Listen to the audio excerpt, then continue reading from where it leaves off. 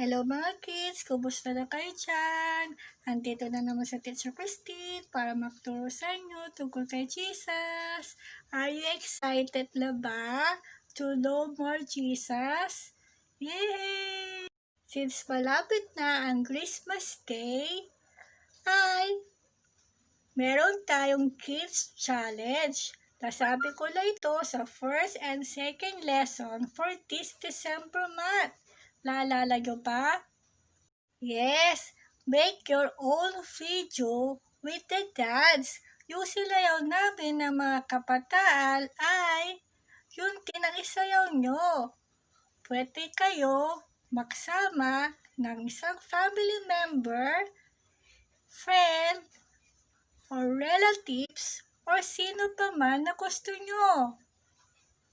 At isend nyo ito sa group chat natin until December 31.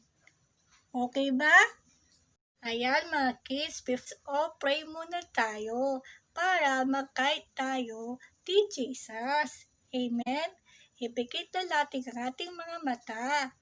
Lord Jesus, salamat po tayo sa another day na naman para magturo ulit si Teacher Christine. Samahan mo kami sa oras na to na maintindihan namin ang inyong salita. In Jesus' name we pray, Amen. Siyempre, before anything else, before our new lesson, let's all recap muna tayo kung anong mga natutunan natin for the month of December. Ano nga ba natutunan natin? Yes, ang unang lesson natin ay tungkol kay John the Baptist. Siya ay pinanganak ni Elizabeth. May plano ang Diyos kung bakit kailangan mapanganak muna siya before si Jesus. Dahil isi-share niya ang word ni God tungkol kay Jesus para lalo makilala ng mga tao si Jesus. Amen? At ang pangalawang lesson naman natin ay tungkol kay Mary na nagpakita si Angel Gabriel kay Mary na siya ay magiging ina ni Jesus, the Son of God. Amen? Ayan na, this is it na for a new lesson. Are you excited na ba?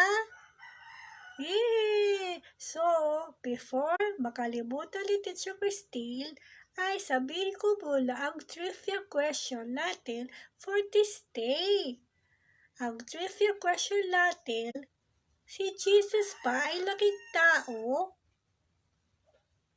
Just comment below kung ano ang sagot ko sa trivia question. Okay ba? Mga kids, ang topic natin for this day ay Christmas Superhero. Yes, superhero. Ano nga ba ibig sabihin ng superhero? Ang superhero ay siyang magliligtas sa ating lahat. Amen? Ang tanong ko dito mga kids, may kilala ba tayong superhero? Alam niyo ba mga kids, marami tayong mga superhero na napapanood natin sa telebisyon. Tama!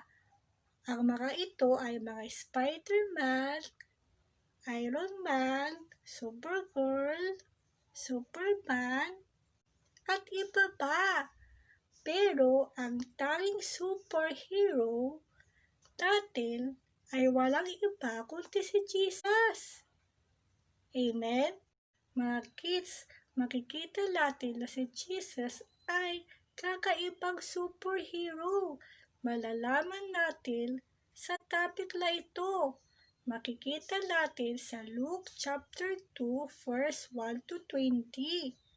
Basahin lang ni Teacher Christine para malaman natin kung paano siya naging kaiba-iba. Amen? The birth of Jesus. At that time, Emperor Augustus ordered a census to be taken throughout the Roman Empire. When the first census took place, Quirinius was the governor of Syria. Everyone then went to register himself, each to his own hometown. Joseph went from the town of Nazareth in Galilee to the town of Bethlehem in Judea, the birthplace of King David. He went to register with Mary, who was promised in marriage to him. She was pregnant, and while they were in Bethlehem, the time came for her to have her baby. She gave birth to her first son, wrapped him in clothes, and laid him in a manger. There was no room for them to stay for the inn, the shepherds and the angels. There were some shepherds in that part of the country who were spending the night in the fields, taking care of their flocks. An angel of the Lord appeared to them, and the glory of the Lord shone over them.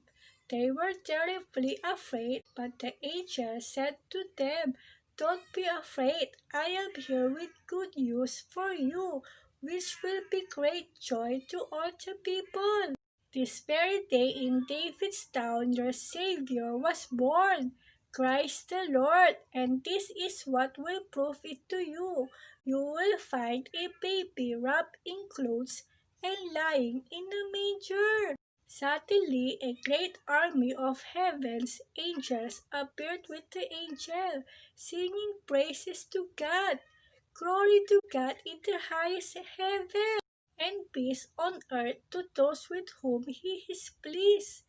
When the angels went away from the back into heaven, the shepherds said to one another, "Let's go to Bethlehem and see this thing that has happened, which the Lord has told us." So they hurried off and found Mary and Joseph and saw the baby lying in the manger. When the shepherds saw him, they told them what the angel had said about the child. All who heard it were amazed at what the shepherds said.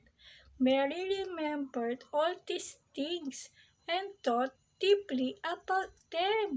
The shepherds went back singing praises to God for all they had heard and seen. It had been just as the angel had told them. Sa labas sa Liturgia Christi, makikita na si Mary ay pinanganak na niya si Jesus. At dahil napanganak na si Jesus, ang mga angels ay nagtiwag at pinalita ito sa mga shepherds na dumating na ang tagapagligtas ng lahat. Ito'y magkakaroon ng peace sa pagdating niya. Wow, amazing! Mga kids, kung mapapansin natin, bakit nga ba kakaibang superhero si Jesus ay dahil pinanganak siya sa manger. At si Jesus ay naging tao para sa atin, para mailigtas tayo.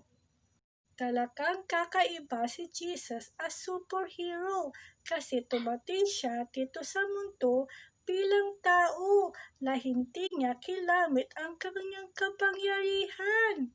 Unlike sa mga nakikita natin ng mga superheroes na makikita natin sa telebisyon, ay pinakita ito ang kanilang kapangyarihan. Kilabit ito para maligtas tayo. Samantala, si Jesus ay liligtas tayo sa pamamagitan ng puso niya na handa siyang mag-sacrifice ng buhay niya para sa atin.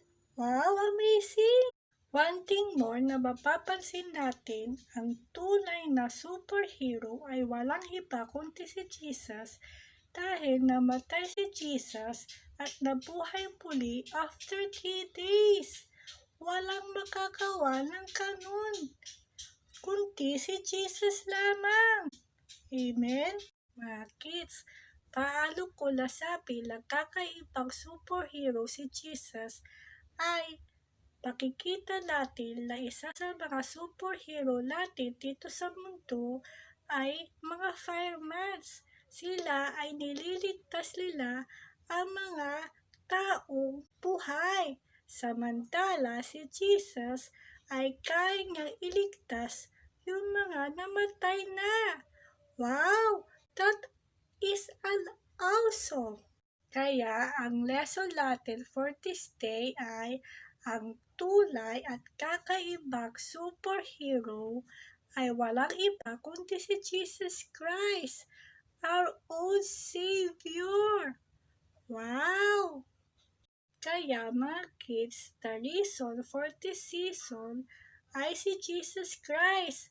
Tayo ay nagse-celebrate ng Christmas dahil pinanganak si Jesus dito sa mundo para iligtas tayong lahat. Wow, amazing! Kaya always be thankful kay Jesus dahil binigay niya ang kanyang buhay para sa atin. Siya ang tanging superhero na tunay na nagligtas sa ating lahat. Amen? Ayan, marami na naman tayong natutunan for this day. How amazing na pinakita sa atin ni Jesus na siya ang tunay na superhero natin. Amen? Call to Him and He will always be there for us. Amen? So let's all pray na tayo. Pasalamatan natin si Jesus sa kanyang buhay at sa kanyang pagmamahal sa atin na walang hanggan. Ipikit lang natin ang ating mga mata. Lord Jesus, salamat po sa araw na to dahil pinakita mo sa amin kung gaano kami kaswerte dahil nagkaroon kami ng superhero na kagaya mo. Salamat po muli sa iyong pagmamahal. In Jesus' name we pray. Amen. Happy Christmas, everyone! Enjoy! So let's all greet Happy Birthday, Jesus! Bye!